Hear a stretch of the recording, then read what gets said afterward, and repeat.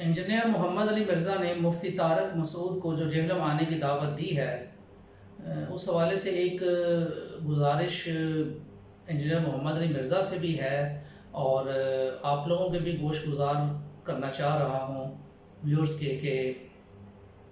Engineer محمد علی مرزا سے جو گزارش ہے وہ یہ کہ اس دعوت کو وہ صرف اور صرف اگر محدود رکھیں گے، جو انہوں نے 2 کتابیں وہاں پہ دکھائی ہیں اپنی ویڈیو میں، ان تک رکھیں گے تو یہ ممکن نہیں ہوگا، کیونکہ مفتی صاحب اور سوالات اٹھائیں گے اور شاید ان کے جوابات آپ کے پاس نہ ہوں۔ مجھے یہ شک ہے، اور یہ شک اس لیے ہے کہ کچھ ایسے معاملات ویڈیوز بناتے ہوئے میرے سامنے ضرور آئے کہ مجھے بھی یہ محسوس ہوا کہ اگر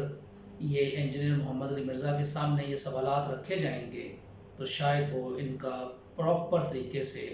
کوئی جواب نہ ان سے بن پائے یا وہ کوئی جواب نہ دے سکے۔ تو مفتی طارق مسعود لازمی ان سوالات کو اٹھائیں گے، اور انہوں نے اٹھائے بھی ہیں اپنی کچھ ویڈیوز میں۔ تو انجینئر محمد علی مرزا آپ اس چیز کو دیکھ لیجئے دوبارہ سے، کیونکہ جو 2 کتابیں آپ نے وہاں پہ اپنی ویڈیو میں شو کی ہیں وہ تو انسانوں کے لکھی ہوئی ہیں، لیکن اگر اللہ کی دی ہوئی کتاب اور نبی صلی اللہ علیہ وآلہ وسلم کی احادیث کے حوالے سے کوئی ایسی بات انہوں نے